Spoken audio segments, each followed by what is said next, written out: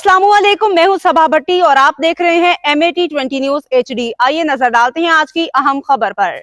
मंडी Bahauddin deputy commissioner doctor Faisal Saleem की सरबराही में Pakistan under 16 football talent hunt program के लिए फाइनल ट्रायल्स कायद-ए-आज़म ग्राउंड में मुनाकिद हुए। मेहमान खसूसी additional deputy commissioner revenue retired lieutenant Mohammad Ahmad Zaheer और मेजर मोहम्मद हारिस थे।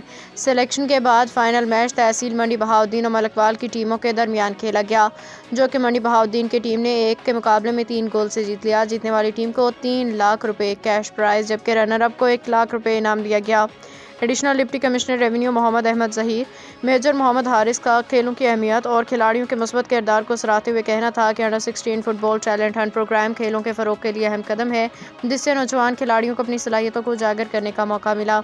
अच्छी कारकर्दगी दिखाने वाले ये नौजवान आने वाले वक्त में कौमी टीम का हिस्सा बन के मुल्क को कौम का दुनिया भर में सर फख्र से बुलंद करेंगे। मोहम्मद रशीद भट्टी, ब्यूरो चीफ, MAT20 न्यूज़, मंडी बहाउद्दीन।